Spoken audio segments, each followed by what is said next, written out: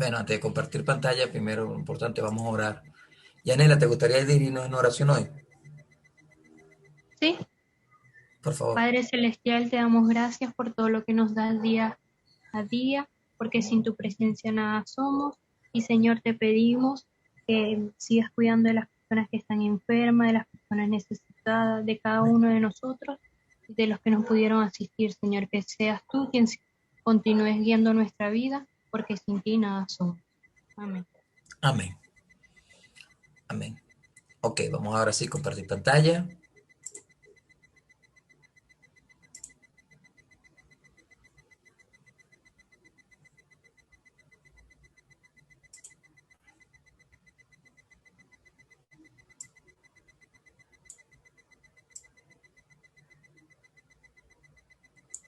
Ok, ya llegamos a los tiempos modernos. Vamos a finales del siglo XIX, siglo XX y siglo XXI. La última etapa de la... Solamente faltan dos presentaciones. Esta es la próxima semana que terminan la clase. Esta para la historia del anglicanismo y la semana que viene vamos a hablar de la comunión anglicana, de lo que es en sí la comunión anglicana, de los símbolos de unidad, de lo que significa ser anglicano, unas cositas allí bien importantes. Pero terminamos con la historia hoy, ¿ok? No coloqué, porque la primera conferencia en Lambeth, que normalmente ocurre cada 10 años, solamente se ha pospuesto 3 veces. Se pospuso con la Primera Guerra Mundial, con la Segunda Guerra Mundial, y se suponía que debía haber una conferencia en Lambeth en el 2018, pero por problemas de unidad, amenazas de los conservacionistas contra los liberales, el arzobispo que estaba antes, Ron Williams, prefirió suspenderla, porque él tiene, el arzobispo de Canterbury tiene la prerrogativa de convocarla.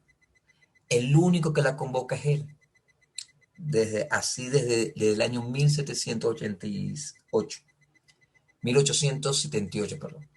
Es el único que la convoca. No la quiso convocar porque, bueno, la iglesia episcopal quería llevar las obispas, los homosexuales, y la iglesia de Nigeria principalmente, otras de Asia, dijeron que no iban a asistir. Entonces, para que no se viera el resquebrajamiento de la comunión, el arzobispo Robin Williams prefirió no convocarla. Actualmente las aguas han bajado un poquito, sin embargo hay mucha expectativa que va a pasar con esta reunión, pero lo cierto es que la habían convocado para el año 2020, exactamente para el año 2020, pero bueno, como entenderán, el año 2020 fue el año de la pandemia, entonces fue suspendida. Entonces la nueva fecha de la conferencia en Lambert, la próxima, es en el año 2022, es donde se reúnen todos los obispos de la comunión anglicana y otros invitados. Pero bueno, eso lo vamos a hablar más detalladamente la próxima semana. En 1888, la conferencia de Lambeth de obispos anglicanos adopta el cuadrilátero Chicago-Lambeth. ¿Qué es el cuadrilátero Chicago-Lambeth? Primero, en Chicago, la iglesia episcopal, exactamente en 1886, adopta el cuadrilátero, que si yo, a ver, aquí está, disculpen, estaba buscando el libro. En el libro de Acción Común, en la parte de documentos históricos,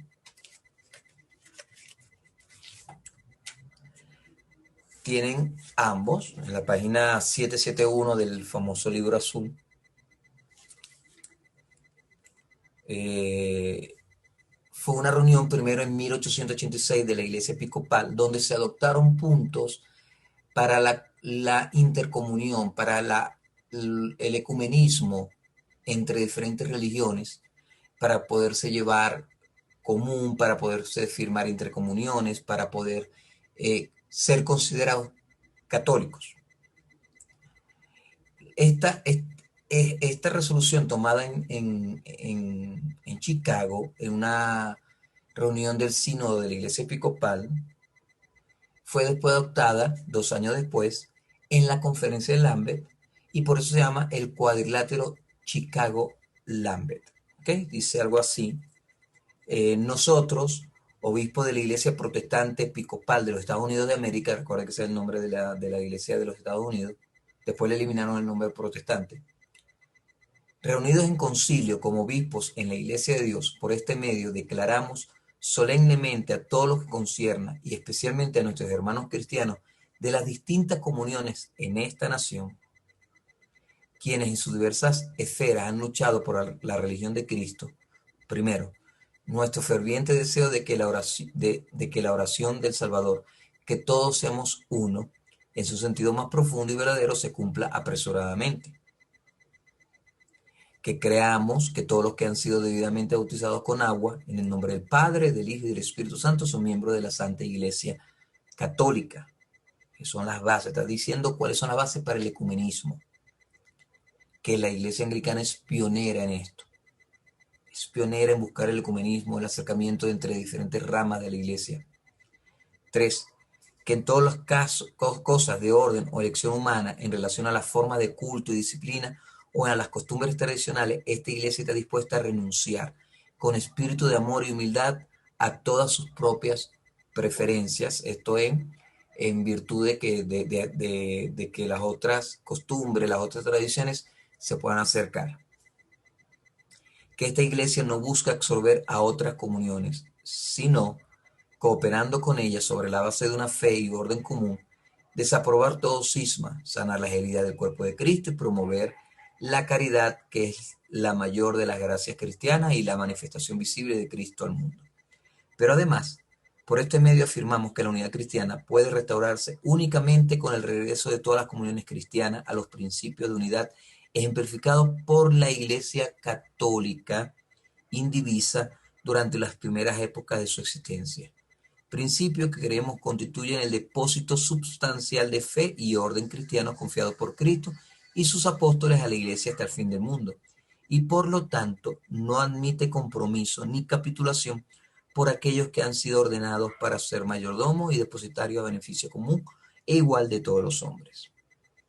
Como parte inherente de este sagrado depósito, y por consiguiente esenciales para la restauración de la unidad entre las ramas divididas de la cristiandad, reconocemos la siguiente. Uno, y se llama cuadrilátero porque son 4 puntos, que son esenciales para formar parte de la Iglesia Católica indivisible, la una Santa Católica Apostólica de la Iglesia de Cristo. Primero, la Sagrada Escritura del Antiguo y Nuevo Testamento como la palabra revelada por Dios. 2, el credo niceno como la declaración suficiente de fe cristiana. Los 2 sacramentos, el bautismo y la cena del Señor, administrado con el indefectible de las palabras de institución de Cristo y los elementos ordenados por Él. Son los sacramentos de Cristo. ¿Okay? Tanto la Eucaristía como el bautismo. Y cuarto, y se dese cuenta que los otros 5 no son necesarios para ser parte de la Iglesia Católica. Algunos los tienen, otros no, pero lo que sí son importantísimos son la Eucaristía y el bautismo. Y por último, el episcopado histórico, adaptado localmente en los métodos de su administración a las diversas necesidades de las naciones y pueblos llamados por Dios a la unidad de su Iglesia. Este cuarta esquina del cuadrilátero ha sido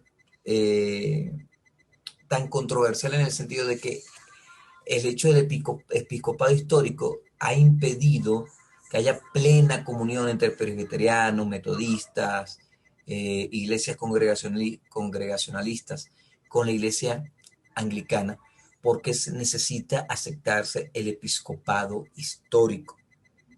Aunque algunos anglicanos actualmente no le prestan mucho atención a este cuadrilátero Chicago-Lambert. Y cuando digo anglicano digo principalmente sus cabezas, estoy hablando de los obispos.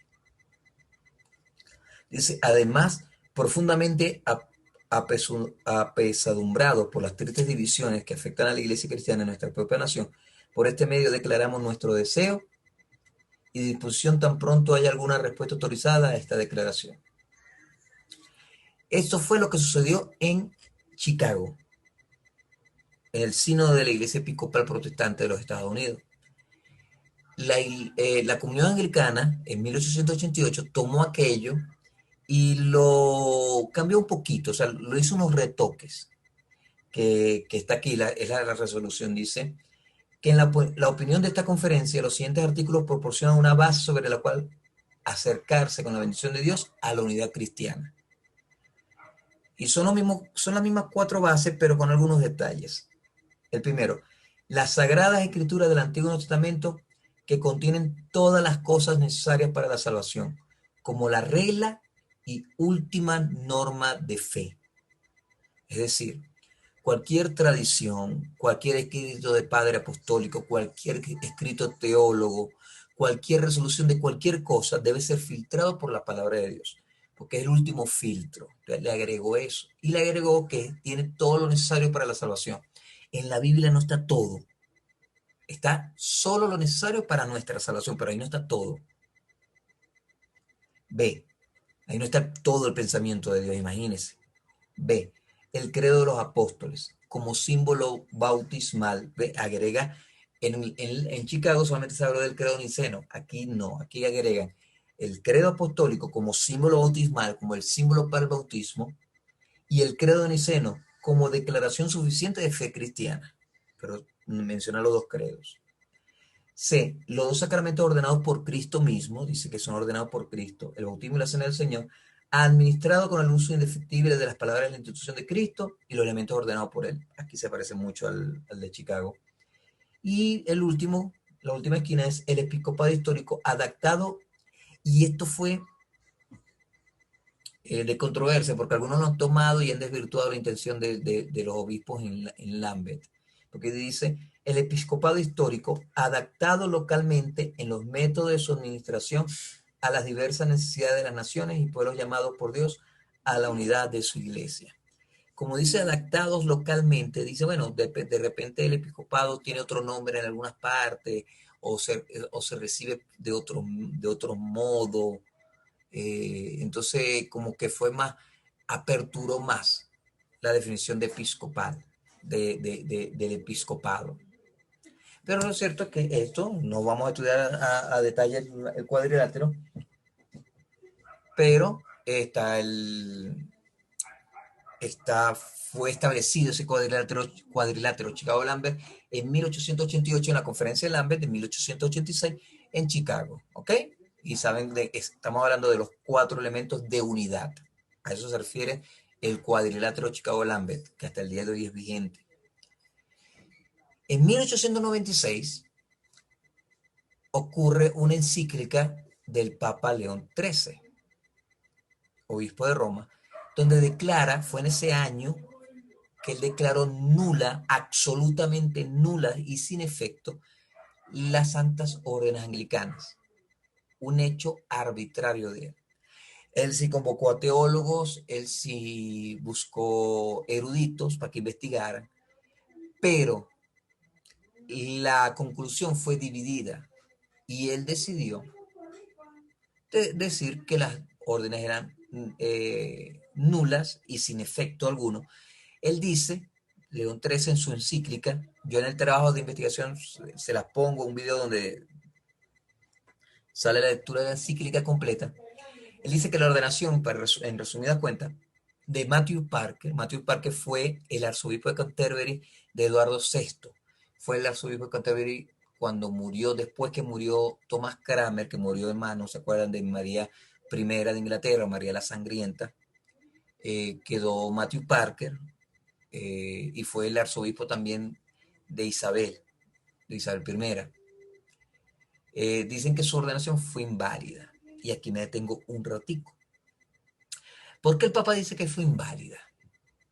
Por dos razones. Él dice por intención y por forma, que la intención fue errónea y la forma también fue errónea. Explico la forma primero, que es más sencilla. Miren lo rebuscado del tema. Él dice, el Papa León XIII, que el ordinal romano de ese tiempo, ni siquiera el de ahorita, sino el de ese tiempo, exigía que se entregaran el cáliz y la patena como símbolos de como símbolos del episcopado, del carácter sacrificador de los obispos. Sacrificador en el sentido cuando celebran la Santa Eucaristía, porque para la Iglesia romana la Eucaristía es un sacrificio. O sea, literalmente ellos crucifican literalmente a Cristo. Cristo muere nuevamente, es sacrificado nuevamente. Es cruenta, es un sacrificio cruento la Eucaristía. Cosa que los ortodoxos, los mismos anglicanos, dicen que eso es absurdo porque los únicos elementos necesarios para que sea válido el sacramento en forma son dos cosas: la imposición de manos y la oración consacratoria. Son los dos elementos. Hay elementos, en todos los sacramentos hay elementos necesarios de forma. Por ejemplo, el bautismo, usted no puede bautizar a nadie con frescolita, con Pepsi-Cola, con Coca-Cola. Usted debe bautizar con agua. Debe ser con agua. Y debe ser en el nombre del Padre, del Hijo y del Espíritu Santo. Son los dos elementos necesarios. Todos los demás ritos son adornos. Es decir, el exorcismo, la examinación, el aceite, algunos usan el crisma, otros usan el aceite de los catecúmenos. Todo eso está de más. Son ritos que embellecen el sacramento, pero no lo hacen válido. Lo que lo hace válido son dos cosas. Y esos sacramentos, esa clase de sacramento es el agua y en el nombre del Padre, decir las palabras en el nombre del Padre, del Hijo y del Espíritu Santo. La Eucaristía no se puede hacer con galletica, no se puede hacer con Coca-Cola, se debe hacer con vino y con pan de trigo. Los elementos son necesarios. Y las palabras, la análisis y la epíclesis, las palabras de la institución del Señor, porque la noche en que fue entregado, nuestro Señor Jesucristo tomó pan y habiendo partido dio gracias y dijo: tomad y comed todo de él, porque este es mi cuerpo, el cual es entregado por todos vosotros. Esas palabras son necesarias, obligatorias, igual que sea pan y vino, no tostadas y Coca-Cola. ¿Ok? Y así todos los sacramentos. En el caso del sacramento del orden, son dos cosas necesarias: la oración consacratoria y la imposición de manos. El cáliz y el vino no es, o sea, entregar un cáliz y una patena son ritos adicionales. Y así lo reconocen hoy en día los mismos romanos. Pero como en ese tiempo, el ordinal romano, que no era el ordinal anglicano, inglés, lo exigía, entonces ellos dicen arbitrariamente, bueno, no es válido. No, pero sí hubo oración y hubo imposición de manos. Entonces esa primera objeción del Papa León XIII no es válida. Y la segunda, que es la de la intención, el Papa dice que los obispos no tienen intención de consagrar a un obispo sacrificador, y utiliza esa palabra, que no tenía esa intención, porque no se dijeron las palabras donde se dice que él iba a sacrificar a Cristo, que era parte también del ordinal romano. Cosa que es absurda. ¿Por qué? Porque primero los obispos ordenaron con la intención de ordenar un episcopo, un sucesor de los apóstoles. Uno. Dos, el hecho de que sea un episcopo sacrificador, como ellos lo llaman. Bueno, en todo caso, el oficio de sacrificador o el oficio de tener en las manos el pan y el vino y convertirlo por obra y gracia del Espíritu Santo en el cuerpo y la sangre de Cristo, eso se recibe no en el episcopado. Eso no se recibe en el episcopado. Eso se recibe en el sacerdocio. Yo como sacerdote, el padre Ender como sacerdote, el padre Washington como sacerdote, celebramos la Santa Eucaristía y de una forma espiritual, no literal como los romanos, pero de una forma espiritual, ofrecemos el sacrificio de Cristo. Eso no se recibe en el episcopado, eso se recibe en el sacerdocio. Y Matthew Parker fue ordenado sacerdote según el rito romano. Es decir, él tenía ya el carácter sacrificador. Entonces, ninguna de las dos cosas es válida. Él lo hizo arbitrariamente. Tanto así que hasta el día de hoy, la Iglesia Ortodoxa, la Iglesia Veterocatólica, la Iglesia Copta, reconoce como válidas y con efecto las santas órdenes anglicanas. La única iglesia que no las recibe es la Iglesia Latina, la Iglesia Romana. Pero hasta el Papa Francisco dijo en esta ocasión, eso hay que revisarlo nuevamente. Porque fue sencillamente, a ver, dicen los que saben de eso, que como la Iglesia Anglicana quería acercarse a la Iglesia Ortodoxa, quería acercarse a la Iglesia Católica, por lo de el cuadrilátero Chicago-Lambert, lo que hizo el Papa fue una respuesta al cuadrilátero Chicago-Lambert. Decirle, no, ustedes no son católicos. Ustedes no pueden hablar de estas cosas porque ustedes no son católicos. Inclusive el Papa León XIII es conocido por su autoritarismo. Pero bueno, eso es otro tema. Pero quedó marcado eso en la historia anglicana. Pero créanme que yo he estudiado un poquito del tema y yo no veo las razones del Papa León XIII, no las veo. Inclusive, mire, los obispos, como yo le dije la vez pasada, a Matthew Parker le ordenaron, o sea, antes de decir esto, entonces como dicen los romanos, dicen que como no la ordenación de Matthew Parker no son válidas, entonces no se puede saber cuáles obispos fueron ordenados por él y cuáles obispos fueron ordenados por otros que venían de la iglesia romana. Y como no se puede saber, lo más fácil es declarar nulas todas, inclusive la de los obispos, porque en Inglaterra hubieron obispos, cuando hubo la separación, en Inglaterra quedaron obispos que fueron ordenados por el ordinal romano. Pero como después, supuestamente, entonces no se sabe quiénes son por Matthew Parker y quiénes son de los anteriores, entonces bueno, se anulan todas, inclusive los otros. Es una locura. Pero bueno, dicen eso.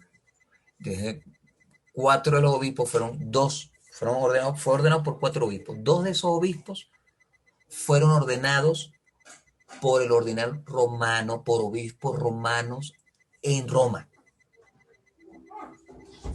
Y 2 fueron ordenados por Thomas Cranmer, cuya sucesión apostólica es válida, según también, por los mismos romanos dicen, fue ordenado por él bajo el ordinal nuevo anglicano, correcto, pero completamente válido, con la intención de hacerlo obispo, con la forma que es la imposición de mano y la oración consacratoria.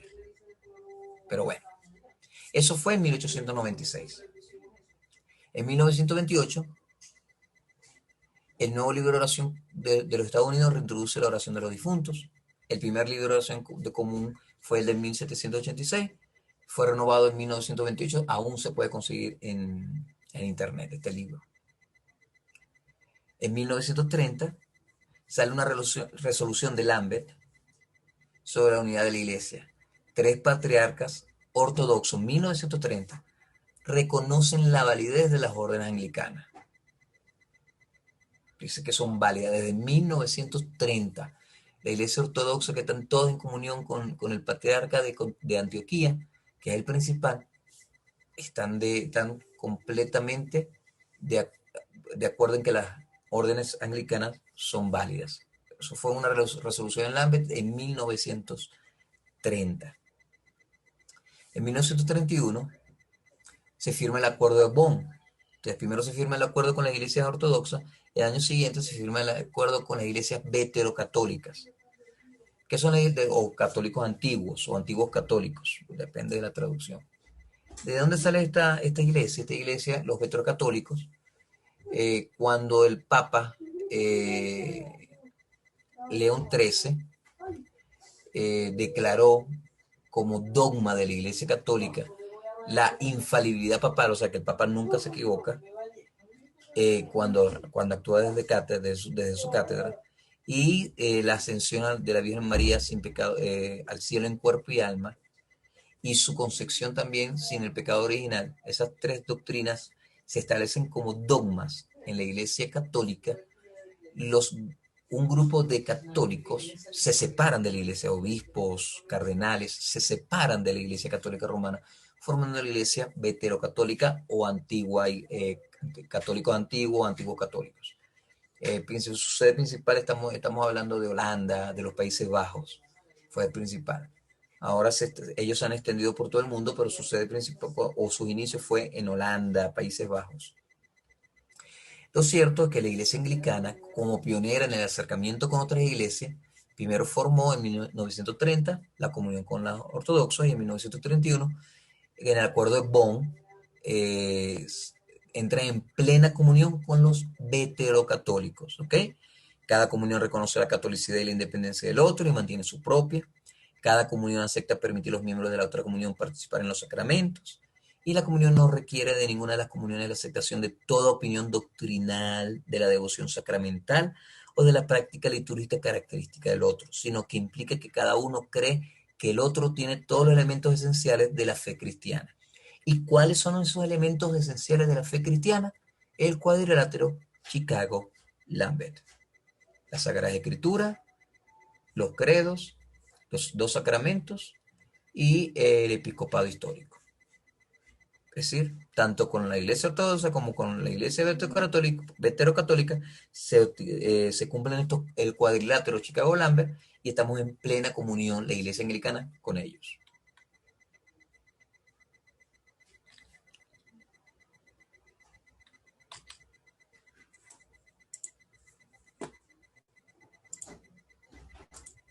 Dice en el freezer hay pimentón y cebolla congelada. ¿Ah? A ver si... Ajá.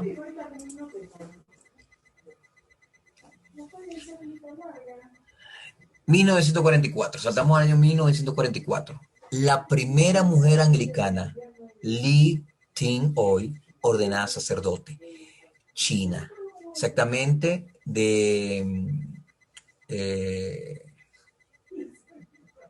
no me acuerdo de la ciudad de esta China que es peninsular, que actualmente es independiente de China. No me acuerdo de la ciudad. Pero ella, una mujer asiática, fue la primera mujer ordenada sacerdote y fue en China. Ahora, esto es particular, la historia es bien hermosa, es decir, yo no puedo criticar, esta era una mujer, la iglesia anglicana ya estaba ordenando mujeres diáconos, ella era diácono, pero estaba en la Segunda Guerra Mundial, Japón era el enemigo, estaba atacando a China, y ella estaba en Macao, y estaba evangelizando, ayudando a los enfermos. Y el obispo de esa zona, un inglés, le dio permiso sin ordenación para llevarlos la comunión.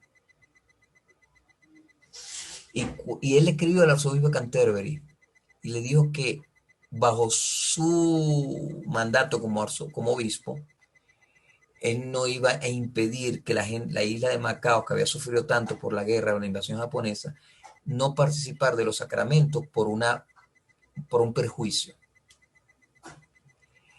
Después, él pudo trasladarse a Macao y ordenó él solo, era su obispo, ordenó a Lee Ting-Oi. Ahora, eso causó un revuelo, imagínense, eso causó realmente un revuelo. Estamos hablando del año 1944. Todavía creo que las mujeres en Estados Unidos no votaban, imagínense. pero ella se quedó en China. Y cuando vino el gobierno comunista, esa mujer, ella fue un símbolo de opresión, la llevaron, la exiliaron, la mandaron a una cárcel y la obligaron a romper todas sus ropas religiosas con tijeras. eh, y duró no sé cuántos años presa y no pudo ejercer su sacerdocio. Después de muchos años ella pudo salir de China, incluso vivió en Canadá y ella incluso fue rectora de una parroquia o párroco auxiliar creo que fue, de una parroquia en Canadá. Y bueno, ella murió en 1980 y tanto, murió ella, eh, siendo la primera mujer en ser ordenada sacerdote. No fue en Estados Unidos, fue un obispo inglés en China, en el marco de la Segunda Guerra Mundial. Li Ting Hoy. Van a ver fotos, van a ver videos, yo en los videos que les dejé, van a ver su historia, una muy bonita historia, una mujer de Dios definitivamente, muy independiente si las mujeres deben ser sacerdotes o no, considero que es una mujer de Dios. En 1948, en el afán otra vez, la iglesia anglicana es una de las fundadoras de algo que existe hasta el día de hoy, llamado el Consejo Mundial de Iglesias. ¿Okay? Se reúne por primera vez en 1948 en Holanda, Ámsterdam, como una comunidad de iglesias que confiesan a Jesucristo como Dios y Salvador. Aquí no se cumple el cuadrilátero Chicago-Lambert, sin embargo, aunque no se cumple, hay una confraternidad de iglesias. Este movimiento impulsado nuevamente por la iglesia anglicana. El arzobispo de Canterbury de ese momento, Jeffrey Fisher, la preside. Pocos miembros de las naciones del tercer mundo pueden asistir, esto principalmente porque estaba terminando la Segunda Guerra Mundial, porque la idea nació antes de la Segunda Guerra Mundial, estamos hablando del año 1937 fue la idea, pero cuando estaba tomando forma, estalló la Segunda Guerra Mundial, no se pudo hacer, terminó la Segunda Guerra Mundial en 1945 y se consolidó en 1948, pero muchos países tercermundistas no pueden asistir. Sin embargo, después de allá para acá se han unido muchísimas iglesias, excepto, por supuesto, adivinen quiénes nos han unido, los católicos romanos. Ellos son la única iglesia. Ellos no participan del Consejo Mundial de Iglesias. Participan los anglicanos, participan los bautistas, participan los pentecostales, participan los ortodoxos, alguna denominación ortodoxa, los veterocatólicos, los metodistas, los presbiterianos, los congregacionalistas, los anabatistas, la OBICE está allí, el Consejo Mundial de Iglesias, una confraternidad muy fuerte en Europa. Lamentablemente en nuestros países latinos estamos tan acostumbrados acá a tirarnos los unos a los otros, pero sin embargo somos parte de ese Consejo Mundial de Iglesias vigente hasta el día de hoy.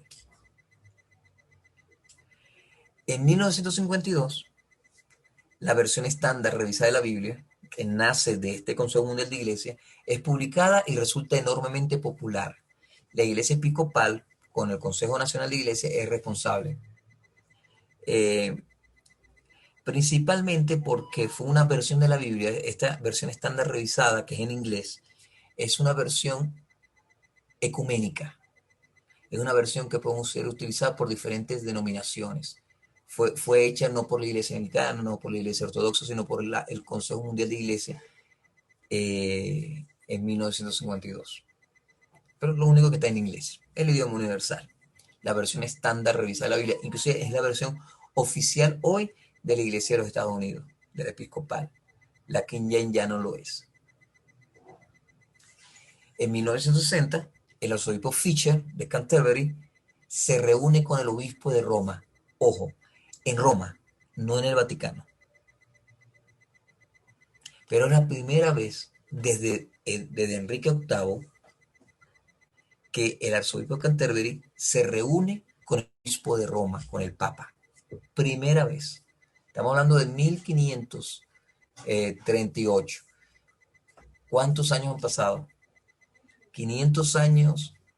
500, casi 500 años después, se reúne un arzobispo de Canterbury con el Papa. Y fue bastante notorio, fue una noticia. Se reunió Fisher y el Papa fue el del Concilio Vaticano II, Juan XXIII. La reunión se realizó con Juan XXIII, entre el arzobispo Fisher y el Papa Juan XXIII.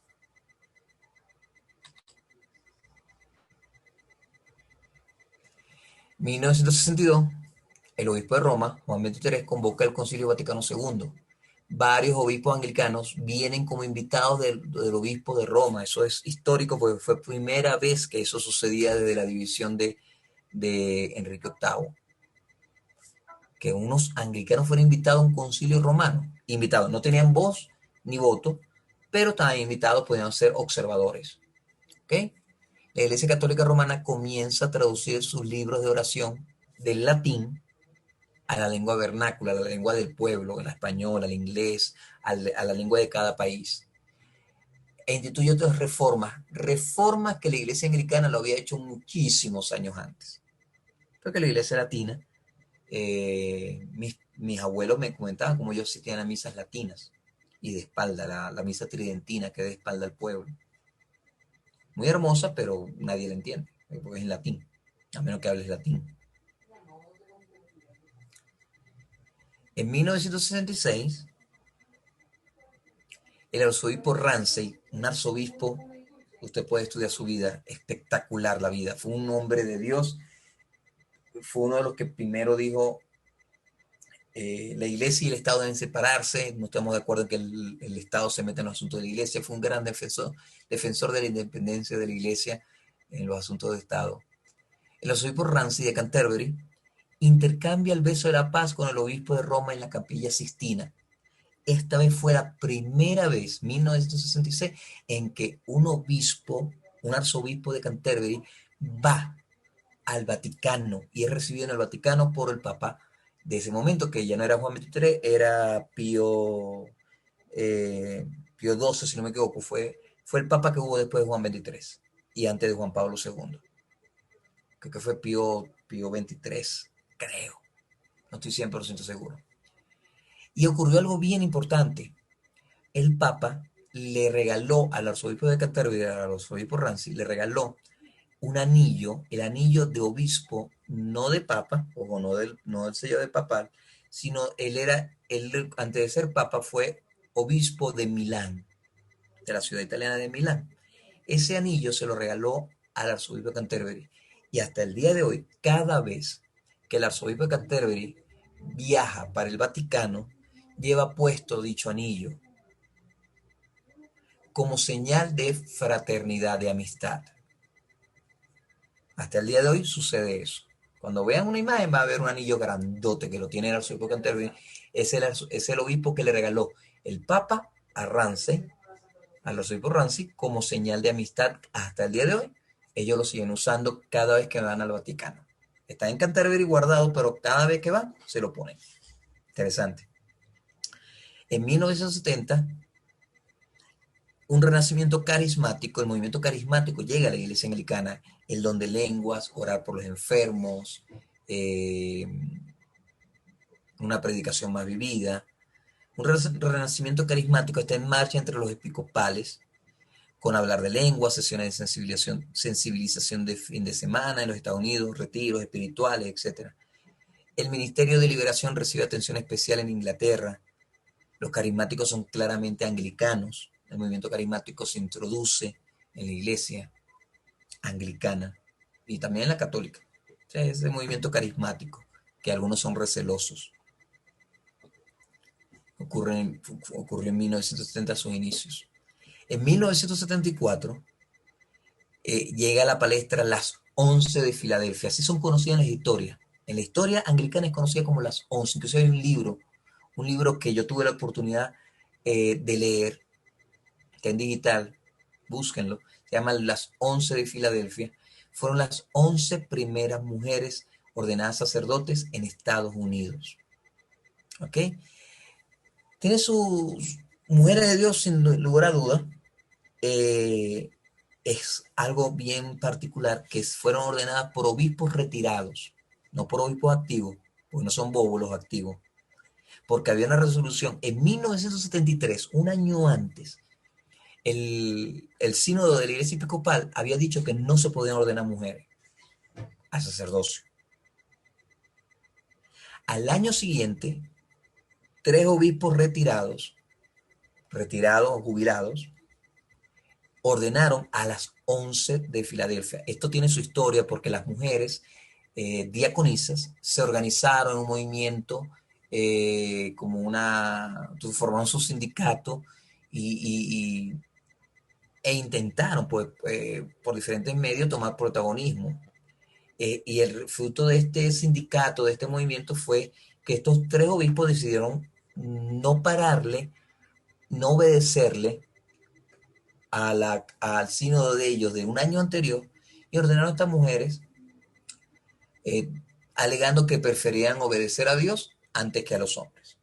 Y su conciencia les dictaba que tenían que ordenar a las mujeres sacerdotes, lo cual hicieron. Yo no voy a quedar aquí si es válido o no es válido, si está bien o está mal, eso no es el tema de esta clase, sino de la historia. Fue un hecho histórico hasta el día de hoy en Estados Unidos y a nivel mundial. Inclusive de la comunión anglicana se conoce como las 11 de Filadelfia. ¿Por qué? Porque Lin Tin fue ordenada sacerdote, pero desde el año 1944 nadie había sido ordenado, ninguna mujer había sido ordenada sacerdote. Aquello fue un caso de extrema urgencia, se justificó en ese momento, pero nadie había sido ordenado sacerdote. Nadie, nadie, nadie, nadie. Hasta acá, hasta las 11 de Filadelfia.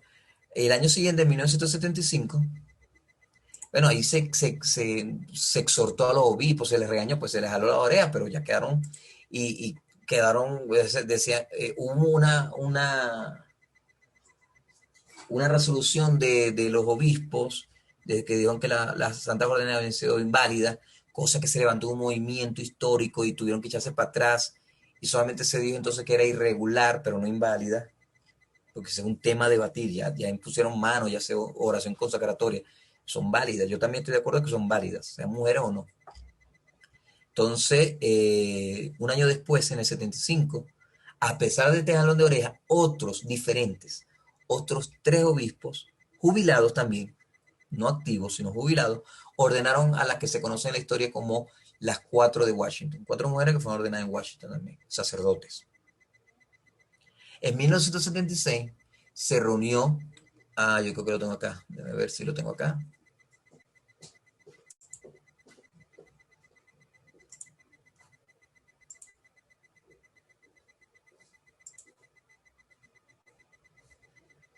Correcto. En 1976, ve que 1973, porque la reunión de ellos, de la Convención General, es cada 3 años. En 1973 se dijo que no. No se les paró en el 74 con las 11 de Filadelfia, no se les paró en el 75 con las 4 de Washington.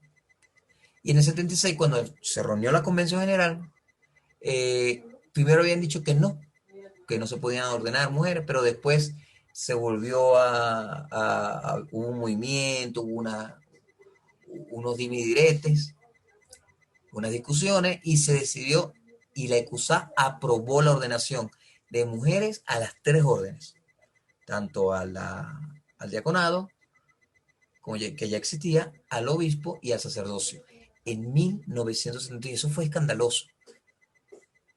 Eso fue escandaloso. La comunidad anglicana le envió cartas a la iglesia de Estados Unidos diciendo que bueno, que aunque se haya aprobado que no ordenaran mujeres, especialmente al episcopado, que podían soportar sacerdocio, pero no al episcopado.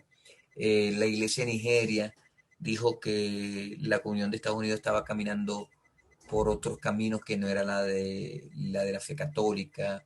Sin embargo, otro obispo, el de África Central, el obispo Tutu, ganador del Premio Nobel de la Paz, él dijo que no, bueno, que no había tanto alboroto en eso. Diferentes opiniones. Pero fue eso, en la historia dio una vuelta a todo el mundo, que la Convención de Estados Unidos hubiera aprobado la ordenación de mujeres. La única provincia de la comunión anglicana que la había aprobado. Después de unos meses también lo aprobó la Iglesia de Canadá, Anglicana de Canadá. Momento en la historia. En el 79, ya para ir finalizando, te voy finalizando, el nuevo libro de oración de Estados Unidos aprobado, el libro azul, el del 79, el libro azul, eh, por una extensa revisión eh, que fue ordenada desde 1958 en la conferencia de Lambert y vio luz este libro azul en 1979, libro importantísimo para Estados Unidos y para nosotros como latinos. Bueno, en Estados Unidos es el libro rojo, nosotros lo tenemos azul, es el español. 1984, el famoso obispo Tutú, un hombre de Dios admirable, yo leí su biografía, es ganador del Premio de la Paz. Sus videos, cuando le habla a los jóvenes, a la gente sobre, él tiene un video que habla sobre la unidad, sobre cómo dependemos los unos de los otros. Es un obispo, un hombre de Dios. Obispo Tutu de Sudáfrica, oponente del apartheid, él junto con Nelson Mandela, gana el Premio Nobel de la Paz, obispo anglicano, el obispo Tutu. En 1989, Bárbara Harris se consagró como la primer obispo mujer de la comunión anglicana, cosa que ella fue acólito, creo que fue la que llevó la cruz procesional cuando se ordenaron a las 11 de Filadelfia. Porque se me olvidó decirle que cuando aprobó en 1976 la ordenación de mujeres al sacerdocio, ese mismo año se ordenaron casi 300 mujeres al sacerdocio. O sea, no le pararon nada a Lambert a la comunión. Ellos ordenaron a diestra y a siniestra tanto Canadá como Estados Unidos. Pero desde el 76 hasta el 89 no habían ordenado mujeres al obispado. Ya era más delicado el tema. Aunque estaba aprobado, no lo hicieron. La primera mujer que fue ordenada fue en 1989. Fue llamada Barbara Harris, una mujer afroamericana de carácter muy fuerte. Hay un par de videos de ellas que un don de palabra maravilloso. Vuelvo a repetir, son mujeres de Dios. Y ella es una mujer de Dios. Se consagró como la primera obispo mujer en la comunión anglicana, Bárbara Harris. En el 92, la Iglesia de Inglaterra aprueba también la ordenación de mujeres al sacerdocio, no al episcopado, pero sí al sacerdocio. Eso ocurrió en 1992. Y cuando la Iglesia de Inglaterra la aprobó, muchas comuniones, la Iglesia de Escocia, la Iglesia de Irlanda, la Iglesia de España, muchas provincias siguieron el paso de Inglaterra en aprobar la ordenación de sacerdotes, no de obispos. Inclusive hoy la comunidad anglicana no le molesta en absoluto mujeres sacerdotes, pero al episcopado todavía causa roncha, causa problemas. Y ya por último, para terminar, me dos laminitas más y nos vamos. En el 1998, 11 mujeres obispos participan en la conferencia de Lambert, llegan a Lambert. Eso ocasionó que muchos obispos se pararan y se fueran, pero estaban de acuerdo con el episcopado de las mujeres. Eso causó gran problema y marcó historia. Eran las primeras mujeres obispos en asistir a la conferencia de Lambert después de casi 100 años. Ahora, en el 2008 hubo conferencia de Lambert, pero no asistieron pocas mujeres, asistieron menos, porque muchos obispos amenazaron en que no iban a asistir si iban todas las mujeres obispos. Entonces fueron un grupo representativo. Sin embargo, como les comenté al principio, dijeron que en la próxima convención no iban a soportarlas. Pero bueno, eso se dijo, ya tiene fecha para el 2022. Bueno, dicen que para evitar este quiebre de la comunidad anglicana, en el 2022 la conferencia de Lambert por primera vez va a poder ser seguida por usted y por mí por internet. Hay conferencias privadas, pero hay conferencias públicas.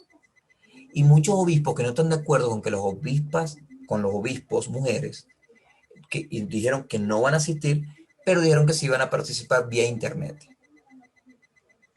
Entonces quizás se creó todo, le conviene a la comunidad anglicana todo lo del Zoom, lo de Internet, para poder no verse tan claro la falta de asistencia de muchos obispos.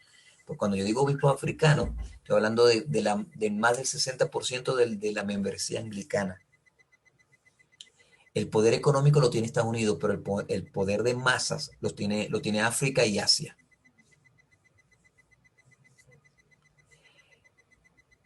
Yo estoy muy atento a eso, al 2022, a ver qué pasa con la iglesia anglicana. En el 2003, la ECUSA aprueba la elección de la diócesis de New Hampshire, y es otro hecho histórico, al elegir al reverendo canónigo James Robinson, un sacerdote abiertamente homosexual, pero el problema no es que sea abiertamente homosexual, porque ya habían varios, sino que tenía una relación de compromiso a largo plazo como obispo coadjutor. ¿Por qué? Porque una cosa, la iglesia anglicana cree, bueno, tú eres homosexual, está bien. Mientras no lo practiques, no hay problema. Se controla el deseo de la carne. Pero este fue el primer homosexual con una relación abiertamente, o sea, está casado con un hombre en hacerse obispo. Eso causó otro resquebrajamiento en la comunidad anglicana. Todo por los liberales de la ICUSA. Esto fue en 2003. Para terminar el día de hoy, con el crecimiento de la iglesia en África y del sur global, estamos hablando de Latinoamérica, y también sur de Asia, una grieta se ha desarrollado entre las iglesias que tienen la teología tradicional y los que sobre todo en el mundo, y los que sobre todo en el mundo occidental, hablando de Estados Unidos y Canadá principalmente, han tratado de adaptar las enseñanzas cristianas de cultura de una manera que parece debilitar la autoridad de la Biblia, con frases como que la Biblia eh, no tiene la última palabra, con que hay varios caminos, Jesús es un camino al Padre, no el camino al Padre. Son cosas que yo he escuchado en predicaciones de los episcopales. Las tensiones eran evidentes cuando las mujeres fueron ordenadas por primera vez como sacerdotes, y más recientemente las tensiones más importantes han surgido acerca de la autoridad y la aplicación de la Biblia a las relaciones homosexuales o del mismo sexo. Eso es tema de debate. Al mismo tiempo, ha habido un intento de centrarse en más autoridad y responsabilidad en lo que se llaman los instrumentos de unidad de la comunión anglicana, especialmente el arzobispo de Canterbury y los primados. De esto vamos a hablar la semana que viene, los instrumentos de unidad, para ver si se logra un gobierno central en la iglesia anglicana que pueda poner orden a los liberales, porque actualmente no existe ese gobierno central. Cada quien hace lo que le dé la gana en la iglesia anglicana. El informe Windsor propuso un pacto que sería una manera de aclarar las responsabilidades de la iglesia de la comunión anglicana. Es demasiado pronto para saber si esto va a ser útil. En la actualidad, el mundo de la iglesia anglicana de ancho es una comunión o comunidad de iglesias autónomas que tienen una tradición común y la historia, pero son autónomas. El informe Windsor fue el arzobispo Rowan Williams creó el informe Windsor a razón de la ordenación del homosexual. Este informe fue un grupo de teólogos anglicanos que buscaban en las escrituras todos los versos en contra o a favor del homosexualismo, como de que adaptar la teología a los nuevos tiempos. El informe Windsor no llegó a ninguna conclusión. Lo único que hizo fue un pacto anglicano. ¿Qué llamó pacto anglicano? Le pidió a la iglesia de Estados Unidos que no ordenara más homosexuales hasta que se estudiara mejor este asunto. Se pidió a los tradicionales que soportaran a la iglesia de los Estados Unidos y Canadá, pero también le pidió a la iglesia de Estados Unidos y Canadá que se salieran de un organismo que es como el comité permanente de la comunión, que es el Consejo Consultivo Anglicano, que se abstuvieran de asistir. ¿Qué ha pasado? La iglesia de Estados Unidos sigue ordenando homosexuales, sigue ordenando mujeres a los episcopados, no le paró nada al pacto anglicano, inclusive no lo firmaron, no fueron firmantes de ese pacto. Siguieron asistiendo al Consejo Consultivo. Y se están haciendo, ¿por qué? Porque no hay un organismo central. de autoridad, que fue una de las propuestas a futuro del pacto anglicano. Es una de las cosas a discutir en el 2022. Crear una figura de autoridad, darle más poder, no tanto al arzobispo de Canterbury, pero sí darle un poder al Consejo de Primados, que lo vamos a estudiar la semana que viene, que es eso. Al Consejo de Primados que puedan ejercer autoridad, que puedan votar, por ejemplo, decirle, mira, la excusa, te vas de la comunidad anglicana. Eso no existe ahorita. Ahorita todas las iglesias anglicanas de la provincia, de la comunidad anglicana, son autónomas y solamente están unidos por una tradición común y una historia común, pero ninguna tiene la autoridad para sacar a otra. Eso es una de las cosas que se va a estudiar en el 2022, si se estudia. Los obispos africanos quieren que se llevarlo, los occidentales dicen que no. Pero bueno, vamos a ver en qué termina eso. Con eso termina la historia del anglicanismo. La semana que viene vamos a estudiar solamente lo que es los símbolos de unidad, la conferencia de Lambeth, el Consejo Consultivo Anglicano, la reunión de primados y el arzobispo de Canterbury. 4 símbolos de unidad de la iglesia anglicana. ¿Qué les pareció? Excelente la clase. Buenísimo, profe. Mucha historia, muchas cosas tela que cortar. Yo sigo Noticias Anglicanas, yo sigo, y bueno, yo estoy muy atento, como le digo, al 2022, y en esta oportunidad podemos participar usted y yo, vía internet, de conferencias, de grandes hombres y mujeres, porque les vuelvo a repetir, muy aparte de que si son honor, si se pueden ordenarse o no, yo no, eso es otro lío, son mujeres de Dios. Son mujeres de Dios. La única que no me caía muy bien era la antigua arzobispa de Estados Unidos, Catherine, se llama ella. Antes de Foley Tarita, un afroamericano. Pero antes, la arzobispa de los Estados Unidos era una mujer llamada Catherine. Y no me gustaba ni su predicación ni las cosas que hacía. Entonces, no solamente era mujer, o sea, debo corregir, no porque era mujer, sino también que era lesbiana. Y ella, por ejemplo, yo vi un video donde ella celebró una misa en un templo hindú, y ella dijo allí, por eso digo, yo escuché, ella dijo allí que estaba muy contenta de celebrar una misa en un templo hindú porque Jesús era un camino al Padre, no era el camino, sino era uno de los caminos, porque había muchos caminos hacia Dios, pero que Jesús era uno. Yo lo escuché en una predicación de esa mujer, pero bueno. Y ella y su vestimenta, ella usaba, usted sabe el color de los homosexuales, la bandera de arco iris. Ella usaba capa y mitra con esos colores. Y bueno. Sin embargo, yo vi el video de la historia de la China, una mujer de Dios. De Barbara Harris, yo creo que fue una mujer de Dios. Y así hay otras, de seguro que hay otras mujeres de Dios, claro que sí. Muy independientes si son obispos o sacerdotes. Pero bueno, un tema a debatir en el futuro por el anglicanismo. Y eso va a marcar historia a futuro. Definitivamente el año 2022 va a ser importante. Padre Irving, Dígame. disculpe, lo que hay que quitar es la última lámina que puso, lo del 2003. Ese George Robinson ahí no. Jen Robinson, sí. Póngale una X. Sí, bueno, ese fue el primero, pero actualmente no es el único. Actualmente hay muchísimos obispos homosexuales, y eso es otro motivo por lo cual en el 2018 los obispos no querían asistir, en el 2008 no querían asistir, porque bueno, no se querían sentar al lado de obispos homosexuales, pues.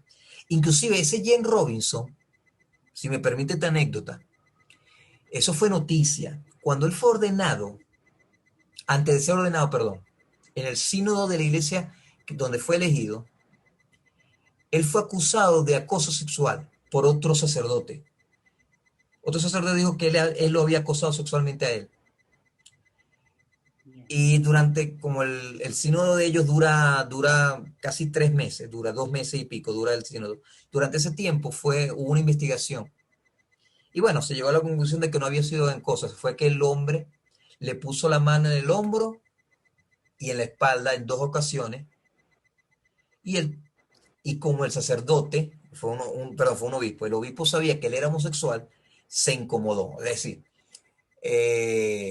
a veces estamos llenos de prejuicios. O sea, si yo sé que alguien es homosexual ¿verdad? Y de repente me toca el hombro, de repente me abraza, yo me preocupo. Este sacerdote se preocupó, pero después reconoció que, bueno, si hubiera sido un heterosexual, él no hubiera dicho nada. Pero como era homosexual, dijo. Entonces, bueno, esa investigación terminó ahí y y lo ordenaron obispo.